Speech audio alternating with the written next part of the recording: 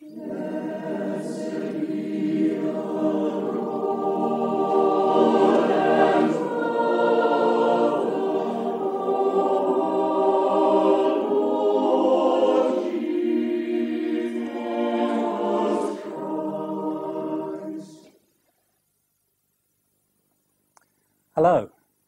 These aren't bat wings.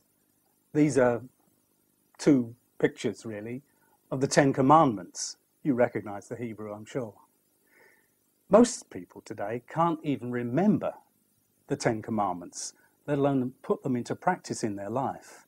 And the interesting thing is that if you want to get to heaven, there's two ways of doing it. The first way is being perfect. In other words, keeping all the Ten Commandments the whole of your life. And that will be like an entry into heaven, if you like. But most of us would say, well, maybe I haven't broken them all, but I certainly haven't kept them all.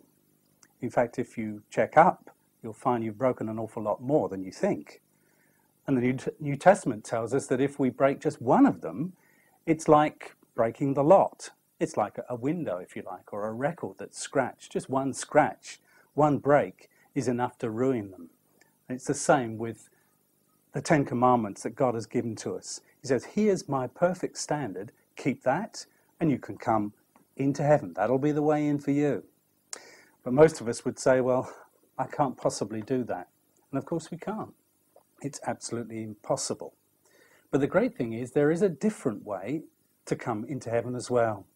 We don't have to be perfect, we just have to be forgiven. And that's the way I'm going. I'm certainly not perfect. We often say, don't we, well, none of us is perfect, as if it's some sort of an excuse. It's not an excuse, it's a fact. None of us is perfect, and we need someone to make us perfect if we're going to get ourselves to heaven. Being forgiven is what the Lord Jesus Christ wants to do for each one of us. That's why he died on the cross, to bring us to himself. You don't have to grind away at the Ten Commandments anymore, trying to drag yourself towards God.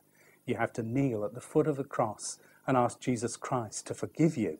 And then you can begin to seek to live for him and do the good works that Christians should do. But those good works don't get you to heaven.